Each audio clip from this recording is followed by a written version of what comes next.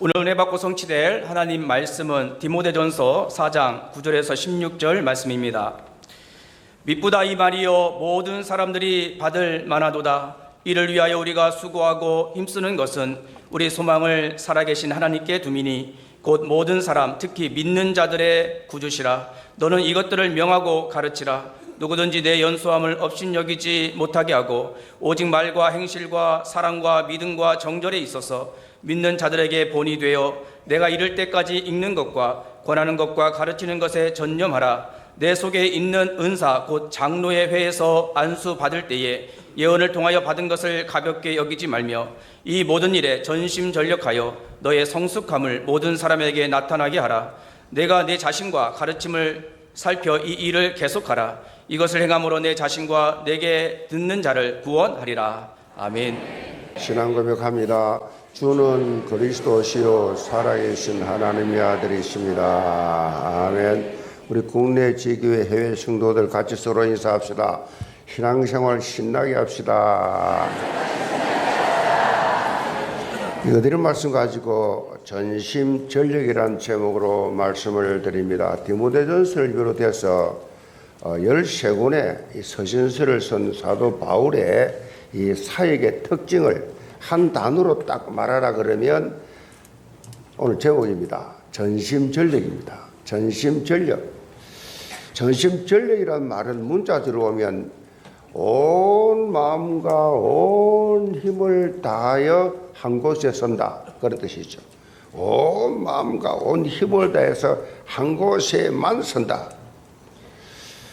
사도 바울은 디모데에게 사역의 권면을 그렇게 하면서 온 마음과 온 힘을 다하여 다시 말하면 한 곳에도 소홀히 하지 말고 그야말로 전심전력을 해서 사역해라 그렇게 강조를 하고 있습니다. 신앙생활을 하면서 우리가 가장 속기 쉬운 것이 뭐냐? 그것이 바로 현상유지입니다. 현상유지. 다른 표현으로 말하면 적당주의죠. 적당주의. 적당하게 하면 되지. 주일만 지키면 되지. 뭘 그렇게 미친 사람처럼 그렇게 신앙생활 하느냐. 그런데 이런 적당의식이 있는 순간에 사탄의 밥이 됩니다. 적당주의, 적당의식. 이거 사탄의 밥이에요. 지금 기독교의 현장을 보면 빛과 소금의 사명을 감당하기는커녕 오히려 짓밟히고 있다라고 그렇게 볼 수가 있죠. 그 중에 하나가 적당의식입니다. 적당의식. 신앙생활은 날로 더욱 새롭게 하는 것입니다. 결단코 적당히 해서는 안 되는 것입니다. 사도 바울은 일평생 그리스도를 닮아가고 그리스도께서 주신 사명을 감당하기 위해서 믿음의 전력 질주를 했다 그랬어요. 빌립보 3장 13절 14절에 보면 이 사실을 고백하죠. 형제들아 나는 아직 내가 잡은 줄로 여기지 아니하고 오직 하늘적 뒤에 있는 것은 잊어버리고 앞에 있는 것을 잡으려고 표대를 향하여 그리스도 예수 안에서 하나님이 위에서 부르신 부름의 상을 위하여 달려가노라. 이 바울의 신앙생활은 100m 달리기 그냥 막 힘차게 100m를 달리듯이 전력 질주를 하는 이런 신앙생활. 그렇기 때문에 당당히 디모데에게도 너도 전력 전심으로 전력 질주하라 라고 권면을 하고 있습니다. 자, 우리 영계 전 성도는 오늘 말씀을 통해서 우리가 사도 바울이 가졌던 이 전심전력 하는 열정을 해보겠습니다. 하나님께서 예배해 놓으신 약속 땅을 차지하는 언약 성취의 주역들 다 되시기를 제물로 축복합니다. 그럼 첫째로 마음을 다하는 전심입니다. 9절 봅니다. 미쁘다 이 말이요 모든 사람들이 받을 만하도다. 이를 위하여 우리가 수고하고 힘쓰는 것은 우리의 소망을 살아계신 하나님께 두미니 곧 모든 사람 특히 믿는 자들의 구주시라. 본문에 이를 위하여라는 이 말은 본문 6절로 8절에 언급한 경건에 이르는 훈련을 말하죠. 이 경건의 훈련은 다른 것이 아니에요. 예수 그리스도가 내 삶의 주인 되는 것을 경건이라 그럽니다. 거룩하라 그 말이 아니에요. 예수 그리스도를 주인으로 모시고 사는 사람이 경건한 삶을 사는 것이다. 예수님을 닮아가는 삶을 사는 것. 예수 믿기 전에는 내가 원하는 대로, 내 생각대로, 내 고집대로, 내 기분대로, 내 지식대로, 내 중심으로 삶을 살았는데, 그런데 예수 믿고 난 후에 완전히 나를 내려놨어. 내가 변화가 되었어. 내가 변화되어야 됩니다. 내 생각대로가 아니라 예수님이 원하시는 대로 그렇게 삶을 살아야 돼. 예수님이 원하는 삶을 살아야 돼. 예수님이 원하는 삶이 뭐예요? 성경이 말하고 있잖아요. 성경대로. 영교회 이름도 뭔 뜻이에요? 이름 예수님이 원하는 교회가 되자. 예수님이 원하는 교회. 사단이 원하는 교회 돼야 되겠어요? 사람들이 원하는 교회가 아니라 예수님이 원하는 교회로 바로 세워가자. 예수님이 원하시는 대로 사역해야 돼요. 예수님이 원하는 게 뭐냐? 이렇게 마음을 다하는 전심의 삶을 사는 것이 성경적 신앙생활이다. 사도 바울은 오늘 본문뿐만 아니에요. 자신이 쓴 서신서 곳곳에 이런 삶을 강조하고 있어요. 에베소 4장 22절 24절에 보면 너희는 유혹의 욕심을 따라 썩어져가는 구습을 따르는 옛사람을 벗어버리고 오직 너희의 심령이 새롭게 되어 하나님을 따라 의와 진리의 거룩함으로 지으심 받은 새 사람을 입으라. 새 사람을 날로 새로 사람을 입으라. 새 사람. 골로새 2장 6절 7절에 보면 그러므로 너희가 그리스도 예수를 주로 받았으니 그 안에서 행하되 그 안에 뿌리를 박으며 시험을 받아 교훈을 받은 대로 믿음에 굳게 서서 감사함이 넘치게 하라. 감사가 넘치. 입에서 감사가 넘쳐. 너무 감사해. 감사. 예수 믿은 후에 내가 영적으로 무익한 것을 벗어버리고 무익한 거 버리고 내가 영적 성장을 위해서 무엇을 가져야 하고 무엇을 누려야 하는가를 발견하고 새로운 도전을 시작을 하라. 사도 바울은 본문 8절에 보면 경건의 훈련이 범사에 유익이 있고 금생과 내생에 약속이 있다라고 강조하고 있어. 자, 이 땅에서 하나님과 함께하는 축복을 체험하는 것은 물론이고 영원한 생명을 보장받는 존재라는 것입니다. 영원한 생명을 보장받는 존재. 그러니까 어떤 상황 속에서도 흔들리지 말고 복음의 확산에 전심을 다하라. 그 말씀이에요. 12절 봅니다. 누구든지 너 연소함을 없인 여기지 못하게 하고 오직 말과 행실과 사랑과 믿음과 정절에 있어서 믿는 자들에게 본이 돼 내가 이럴 때까지 잃는 것과 권하는 것과 가르치는 것에 전념하라. 사도 바울이 반복적으로 그렇게 디모데를 권면을 하는 이유가 있어요. 당시 교회 안에 디모데의 이 연소함에 대해서 또 업신여기는 사람들이 있었다라는 것입니다. 여기서 연소라는 말은 어리다는 뜻이죠. 어리다는 것인데 원어의 원뜻에 어리다가 어디까지가 어리다 하느냐? 군대 갈 나이가 되었을 때부터 40세까지를 어리다. 이 연령층에 있는 사람을 의미하는데요. 그래서 당시에 이 디모데는 30대 후반 정도 되었어요. 그러니까 디모데가 지금 교회 안에 있는 이 섬기는 교회의 이 장로들이 나이가 많잖아요. 요즘은 우리 뭐 이렇게 장로들이 많이 세워져서 젊은 분들도 많이 있는데 우리 때는 다 최소한도 60대 됐어요. 60대 뭐 권사님도 말할 것도 없고. 근데 요즘은 갱신했죠. 왜냐하면 60대가 장로 권사대 분들 몇 년 살다가 그만둘 거예요. 그러니까 얼마 하지 않고 다 은퇴를 해야 돼요. 그러니까 성경적으로 맞지 않지요. 생산적으로 안 맞죠. 그래서 젊은 사람들한테 그때는 나이가 많은 장로들이 많았던가 봐요. 나이가 많다 이 말은 경험이 많은 거죠. 경험이 많고 연륜이 많죠. 그런데 나이가 어리다 이러면 이 경륜이 연륜이 어리다는 거죠. 우리나라 성도들이 목사에 대해서 이런 의식구조를 가지고 있어요. 목사가 나이가 어리면 경험이 부족하다. 나이가 저래 뭐 어려서 뭘 알겠냐? 목사인데. 또 나이가 많으면 시대 뒤떨어진다. 목사가 식구가 많으면 교회가 부담스럽다. 식구가 없으면 그래서 가정을 이해 못한다. 원고 설교를 하면 능력이 없다 그러고, 원고 없이 설교하면 준비성이 없다 그러고, 목사가 옷을 좀 잘 입고 다니면 사치한다 그러고, 목사가 옷을 허름하게 입고 다니면 창피하다 그러고, 위선 체면 떨어진다 그러고, 목사가 예화를 많이 들어서 설교하면 성경 지식이 부족하고 깊이가 없다 그러고, 예화를 사용하지 않으면 딱딱하고 어렵다 그러고,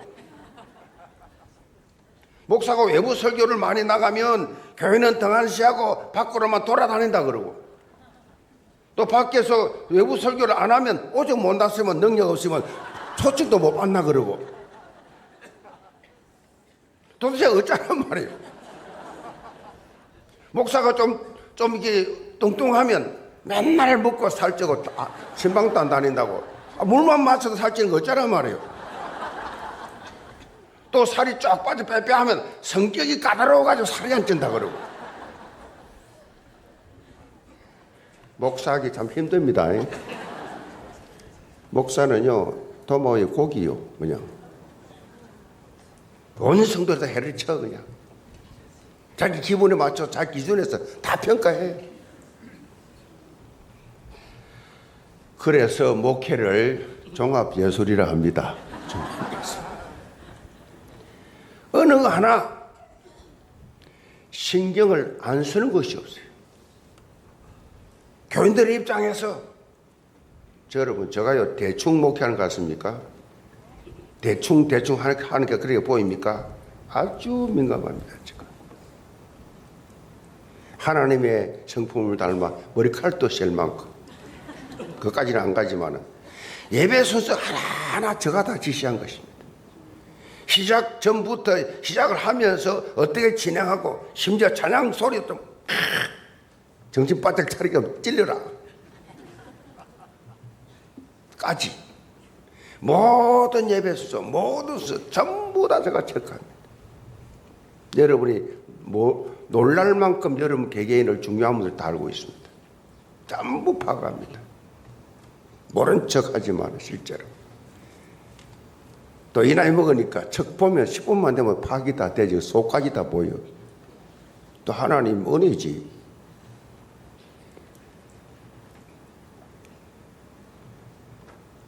제가 왜 이렇게 말합니까? 영적으로 깨어 있지 않으면 어느 날 갑자기 역습해버린 사단이 일사불란하게 교회가 침체하지 않도록 깨어 있어야 한다.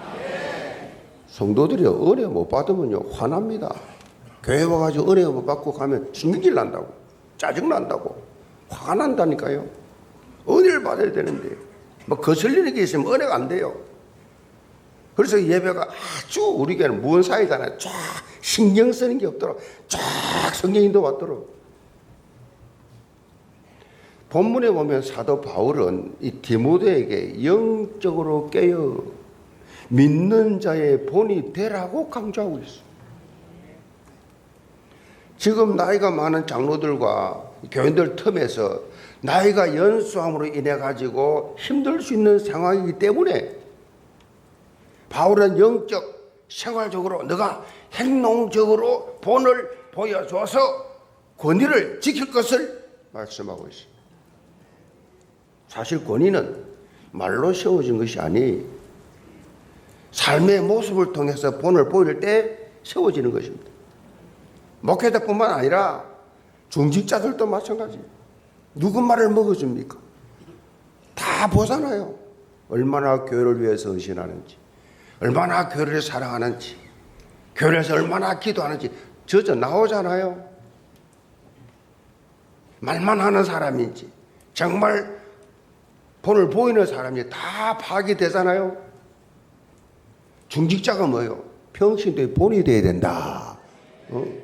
그러니까 교회는 목사만큼, 교인들 수준은 중직자 장로들만큼 그렇게 되잖아요. 그리고 부모와 교사는 다음 세대의 본이 돼야 된다.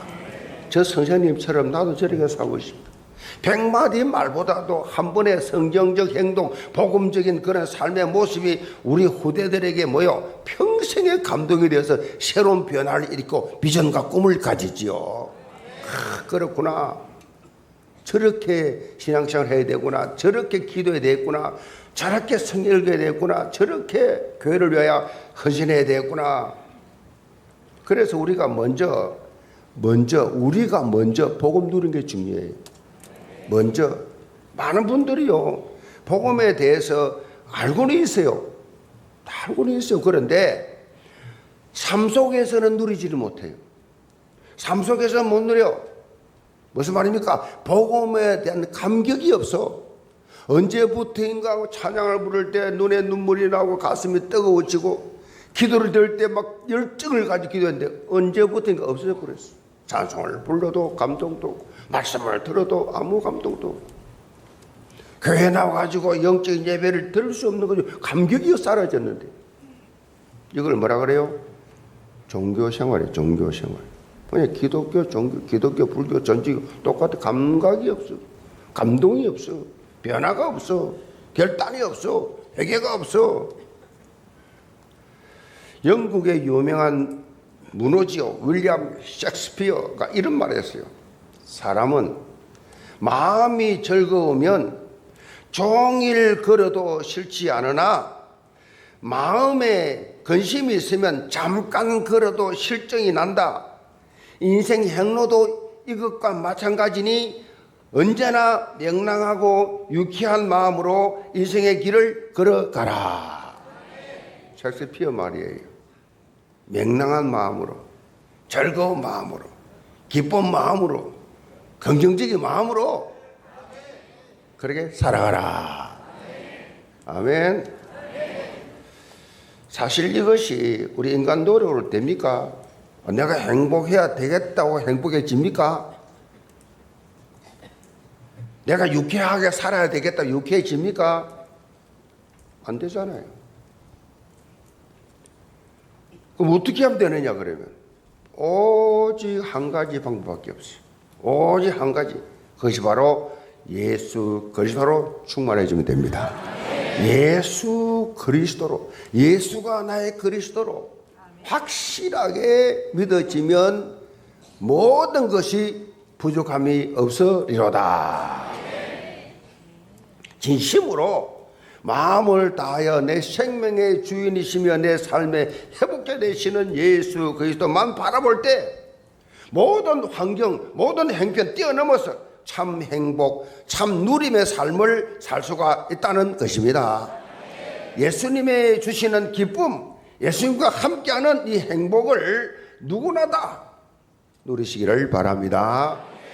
삶의 걸음마다, 문제 사건마다 예수 그리스도라면 어떻게 했을까? 예수 그리스도라면 어떻게 했을까? 라는 질문을 여러분이 한번 자신에게 던져보시기 바랍니다. 그러면 생각보다 쉽게 답이 납니다. 내 생각에 머물러 있으면 자꾸 실타래가 꼬이듯이 꼬이는 인생을 살아. 점점 더 어렵게 살게 돼요. 어렵게 꼬여 인생이. 그러나 예수님 말씀에 온전히 방향을 맞추면 문제의 실타래가 아주 쉽게 풀려나간다. 풀려버려. 좀 더 쉽게 설명하면 하나님의 말씀 중심으로 답을 찾아라. 내 경험, 내 생각, 내 고집이 아니라 하나님 말씀으로 답을 찾아야 돼. 왜 가정이 행복하지 못합니까? 그 조그마한 거 하나 그 오해돼가지고 그 자존심 싸움, 부부 사이에 자존심 싸움. 말씀으로 돌아가면 끝날 텐데 근데 그 자존심 상, 그 말 한마디 끝까지. 그래서요, 여러분에게 예배 중심의 삶, 강단 중심의 삶, 말씀 중심의 삶, 이게 중요해요. 영계 모든 성도들 오직 예수 그리스도 중심, 말씀 중심의 신앙생활을 하면서 참 해방, 참 자유함을 누리는 성경적 복음인생 되기를 주님으로 축복합니다. 두 번째로 힘을 다하는 전력입니다. 14절 봅니다. 너 속에 있는 은사 곧 장로의 회에서 안수받을 때에 예언을 통하여 받은 것을 가볍게 여기지 말며 이 모든 일에 전심전력하여 너희의 성숙함을 모든 사람에게 나타내게 하라. 너가 너 자신과 가르침을 살펴 이 일을 계속하라.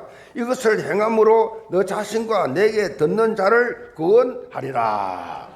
자, 우리 삶 속에 날마다 영적 성숙, 믿음의 성장이 이루어져야 한다는 사실을 사도 바울이 강조하고 있어요. 본문 15절에 보면 사도 바울이 모든 일에 모여 전심전력하라고 언급하고 있어요. 모든 일에 전심전력하라. 이 원어의 뜻은요, 모든 일에 몸을 완전히 푹 담그라, 그런 뜻이에요. 전심전력은 몸을 푹 담그라. 올인 집중 집속하라는 거죠. 집중하라는 거죠. 올인 집중 지속. 여기서 모든 일은요, 직접적으로 본문 12절과 14절 언급한 내용인데, 믿는 자의 본이 되는 영육간의 삶의 규모지, 규모. 그리고 하나님의 말씀을 읽는 것과 권하는 것과 가르치는 것. 자, 이것에 전념하라. 받은 은사, 내게 주신 달란트를 실제로 사역 현장에 사용을 해라 라는 말씀이에요. 이 일을 통해서 하나님 나라가 확장이 되는 생명 구원의 이 역사가 지속적으로 일어나야 한다. 너가 너 자신과 가르침을 살펴 이 일을 계속하라. 이것을 행함으로 너 자신과 내게 듣는 자들이 모여 구원을 얻으리라. 계속해라. 너 말을 듣는 사람들 구원받게 될 것이다. 이렇게 우리가 특별히 영적으로 전해야 할 이 부분이 하나님의 말씀을 통해서 자라가라고, 그것을 통해서 영적 영향력이는 입히는 삶을 살아라고 그렇게 말씀하고 있어요. 영적 영향력을 입히는. 본문에 뿐만 아니라 성경은 이 사실을 반복적으로 우리에게 강조하고 있어요. 베드로후서 3장 18절에 보면 오직 우리 주 곧 구주 예수 그리스도의 은혜와 그를 아는 지식에서 자라가라. 영광이 이제와 영원한 날까지 그에게 있을지어다. 그리스도 예수의 은혜 속에서 자라가라. 자꾸 신앙은 자라가야 돼요. 영적으로 자꾸 자라가야, 신앙이 자꾸 자라가야 돼요. 믿음이 자라가야 돼. 전거가 자라가야 돼. 아멘. 모든 사람들 볼 때도 참 신앙이 많이 좋아졌구나. 전에보다 완전히 달라졌네. 신앙이 자라가야 돼. 이걸 사단이 못하게 해요.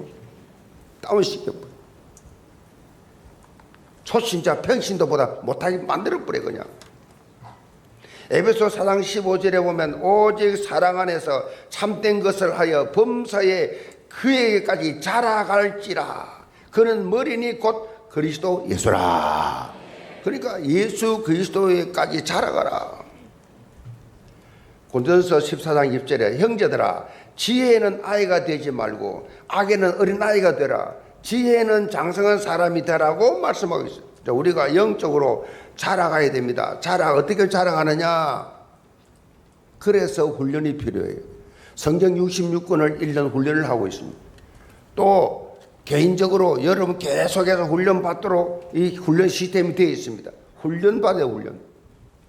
훈련을 안 받는 사람들은 신앙이 자라기 힘들어요. 주일 강단 메시지, 또 주요 예 메시지, 금요 메시지 듣고 삶 속에 적용하면 되는데 그 적용 어떻게 하는지도 몰라. 그냥 그게 끝이야, 그냥. 한 번에 일회성으로 다 끝나. 그러니까 교회가 또 잡아가지고 또 훈련시킵니다. 왜? 각인, 훈련이 뭐예요? 체질을 바꿔주려고. 완전히 각인을 바꿔주려고. 교회가 진행하고 있는 각종 훈련 여러분 참여하는 거 중요합니다. 참여하시 바랍니다. 내가 교회를 얼마나 오래 다녔는데, 내가 그래도 이 교회에서 얼마나 중요한 일을 했는데, 내가 소신자들 이 평신도들 같이 끼어가 훈련을 받아 존심상해. 뻥이야 뻥. 아무것도 없어요.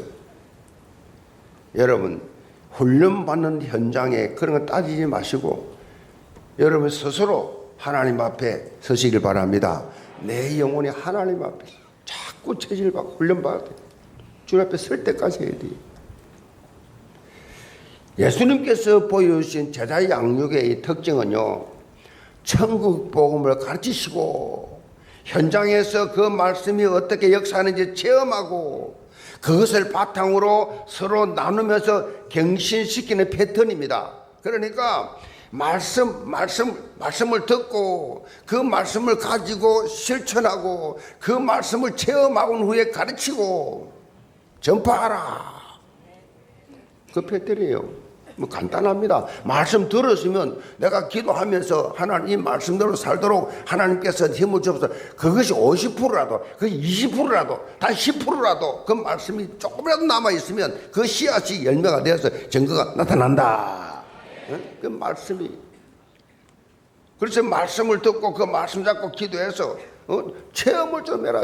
말씀 성취되는 것을 단 한 번이라도. 교회를 수십 년 다니면서 딱 한 번도 말씀 성취를 체험 못하니까 내가 빡빡 살아있죠. 나 중심으로 살지요. 늘 그리스도 중심, 말씀 중심, 기도 중심, 언약 중심 살아. 그래도 그게 뭔지도 몰라요. 말씀과 현장이라는 두 가지 영적 성장 포인트를 여러분 잡으시기 바랍니다. 말씀과 현장. 여러분 삶 전부 현장이잖아요. 여러분 삶이. 직장 가면 전부 다 불신자들이에요. 여러분을 만나는 자들 거의 다 불신자들 아니면 종교인이잖아요. 하나님께서 그렇게 우리가 살아있다는 존재가 뭐예요? 하나님 왜 우리를 살려줬어요?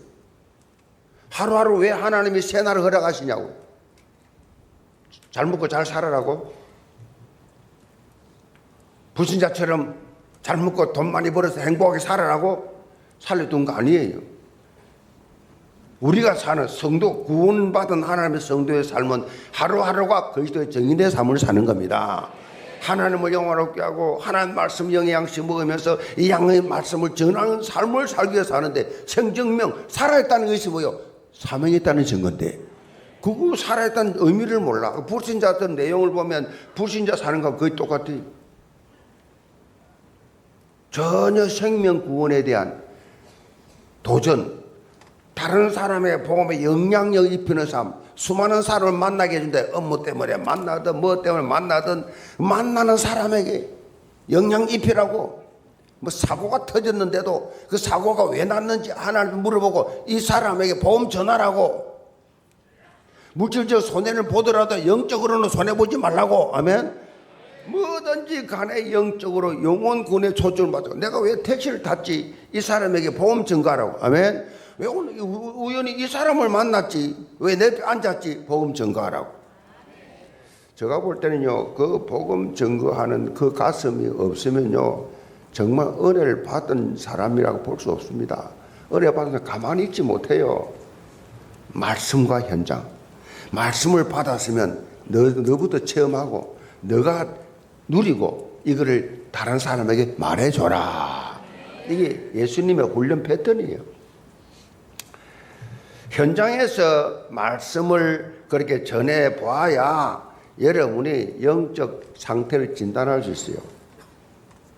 영적 상태를. 다른 사람에게 예수를 말해 봐야 여러분의 영적 수준이 나와요. 한 번도 나는 사람 만났을 때 예수를 말 안 했다. 한 번도. 그런 분은 없겠지만은 그렇게 많은 사람을 만나게 해주는데, 하나님 만나게 해주는데 그걸 영적으로 바라보지 못한다. 그래놓고 하나님 내 기도들, 내 자식이, 내가 돈이, 내 경제가, 그 나라와 그 일을 너는 먼저 구해봐라. 그 나라와 그 일가 뭐예요? 생명구원이지요. 영혼구원이지요. 전도와 선교지요.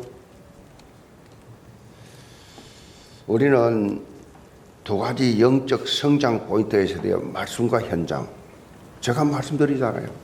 현장을 회복을 했을 때, 내가 그 복음을 말하는 현장을 회복했을 때, 그것이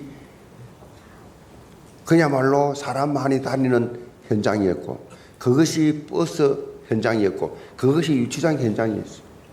그것이 교회 현장이었어요. 교사로서 직분을 통해서 복음을 전가하고, 교사하는 게 굉장히 축복입니다. 가르치는 거, 내가 받은 은혜를 가르치는, 한동안 있었던 일을 간증하는 거, 그래서 정인으로서.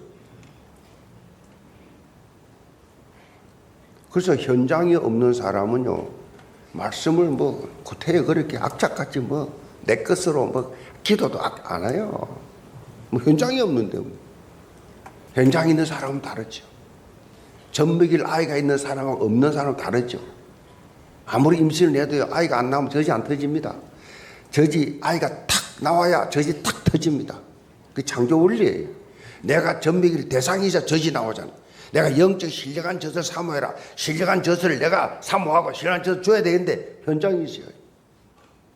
하나님, 오늘 또 우리 가족 현장, 지역 이웃의 현장, 직장의 현장, 학교의 현장, 만나는 현장에 내가 그리스도의 정인된 삶을 한동안 또 살게 하여 주옵소서. 기도만 해도 하나님이 기뻐하신다. 한때 전하라는 시리즈가 유행했는데 뭐 있잖아요, 전하라. 근데 기독교 스타일의 전하라 시리즈도 있어요. 예수를 믿어야 영생 얻는다고 전하라. 아멘 안 하지? 믿음이 없이는 하나님을 기쁘시게 하지 못한다고 전해라. 하나님은 주일 예배를 무척 기다리신다고 전해라. 누구든지 그리스도 안에 있으면 새롭게 된다고 전해라. 너희 안에 그리스도 예수의 마음을 품으라고 전해라. 때를 어떤지 못 어떤지 항상 말씀을 전파하는데 힘쓰라고 전해라. 꼭 좀 전하시기 바랍니다. 아멘. 꼭 좀 전하세요. 영계 모든 성도들 꼭 좀 전하세요. 여러분 주위의 삶 다 죽어가고 있습니다. 멸망길로 가고 있습니다. 인생 답도 없이 방황하고 있습니다. 어떻게 사는 것이 행복인지 모르고 있습니다. 여러분이 지금 체험하고 맛보고 있는 그 복음, 예수 그리스도를 통해 주어진 그 놀라운 영적인 비밀, 이걸 꼭 좀 체험하고 전하시기를 바랍니다. 하나님의 비밀인 예수 그리스도 안에 있는 지혜와 지식의 모든 보화가 다 감추어져 있어요. 감추어져 있어요. 그래서 사도 바울은 에베소 4장 19절에 이렇게 강조합니다. 그 넓이와 길이와 높이와 깊이가 어떠함을 깨달아 하나님의 모든 풍성하신 충만하신 것으로 너에게 충만하게 하기를 구하노라. 바울이 체험한 그 예수님이 그리스도는 사실, 그 높이와 길이와 넓이와 그 엄청난 깊이를 좀 알아서 좀 전해라. 날마다 예수 그리스도로 충만해서 그 안에 감추어져 있는 복음의 비밀을 사실적으로 체험을 해라. 강단에서 선포되는 말씀을 통해서 말씀 묵상과 기도를 통해서 체험할 수 있어야 돼요. 영계 모든 성도들, 이런 언약 성취의 축복, 적과 꿀이 흐르는 부요를 체험하는 풍성한 인생 다 되시기를 주님으로 축복합니다. 결론입니다. 이런 글이 있습니다. 20대에는 기도할 때요, 주여 이 세상을 뒤집어 변화시킬 수 있는 힘을 주옵소서. 30대가 되면 주여 내가 만나는 사람들을 변화시킬 수 있는 힘을 주옵소서. 40대가 되면 주여 내 가족을 변화시킬 수 있는 힘을 주옵소서. 그러다가 50대가 딱 되면 주여 나 자신을 변화시킬 힘을 주옵소서. 무슨 말입니까? 그렇죠? 내가 먼저 변해야 돼. 내가 먼저 변화돼야 가족이 도전을 받고 가족을 변화시킬까? 내가 먼저 변화해야 돼. 마누라가 변화돼? 아니에요. 내가 먼저 변화해야 돼. 남편이 변화해야 된다? 아니에요. 내가 먼저 변화해야 돼요. 내가 변화해야 돼. 내가 변화해야 돼. 어느 부부 싸움 하는데 부부 싸움을 그렇게 막 늘 하다가 이 부인이 도저히 살 수가 없어. 이 남편 때문에 살 수가 없어. 의사를 찾아와서 상담을 했어. 나 이 남편하고 도저히 살 수가 없습니다. 그럴 때 그러니까 의사가 그랬어요. 그러면 당신 남편 퇴근할 때 물을 한 모금 딱 마시고 입에 넣고 뱉지 말고 넘기지 말고 그대로 있어요. 시키는 대로. 그래서 그렇게 시키는데도 그 기간을 정하고 그렇게 했어요. 남편 딱 들어오면 막 할 때 물 딱 마셔. 이렇게 일주일 지났는데요. 남편이 조금씩 변화되기 시작했어요. 신기하게 남편이 변화되기 시작해. 한 주간 더 했는데 완전히 남편이 변화돼. 어쩌다 감사합니다, 선생님. 입을 다물었더니 반응을 안 하니까 남편도 재미없어서 하다 말아버려. 누구 변합니까? 내가 먼저 변해야 돼. 내가 먼저 저 마누라가 저 남편이 저 자식이 아니 내가 변해. 내가. 그러면 가정이 변하고 내 주변이 변하고 사회와 민족이 변하고 교회가 변하고 사람들은 거꾸로 살지요. 제가 말하잖아요. 저는 완전히 가족 만나면 종이라고. 토요일마다 저는 쓰레기를 버리를 늘 딱 들어가면 벌써 문 입구에 딱 있어요. 딱 있고 아예 딱 들어가면 딱 들어가고. 그것도 힘들게 계단 올라왔는데 또 가야 돼. 주부를 탁 전에는 모르고 팍팍 찔러다니 그렇지 않고 안으로 완전히 넣어가지고 안 보이도록 탁 주여 이 집 구원받게 하여 주옵소서. 다 넣고 나서 올라가면 주여 1호 2호 구원받게 하여 주옵소서. 2호 3호 구원받게 3호 구원받게 이 가정 구원받게 하여 주옵소서. 어제도 그렇게 하고 쓰레기 비우고 그것도 다 분리수거해가 버려야 돼.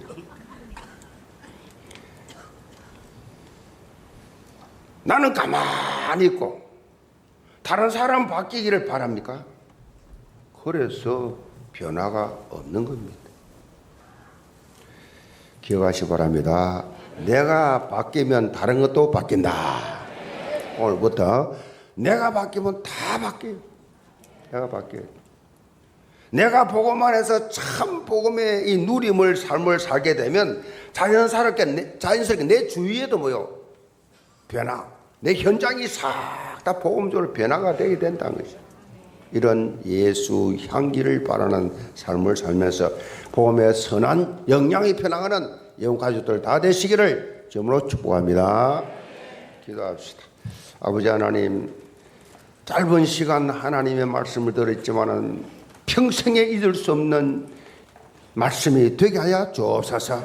전심전력해서 마음을 다하고 전심을 다해서 힘을 다해서 하나님을 사랑하고 이웃을 사랑하고 나를 사랑하고 모든 문제 사건 속에 하나님 뜻이 있다는 사실을 깨닫고 늘 긍정적으로 늘 감사하면서 늘 하나님 앞에 찬양하는 그러한 주님의 성숙된 신앙인들이 되게 하여 주옵소서.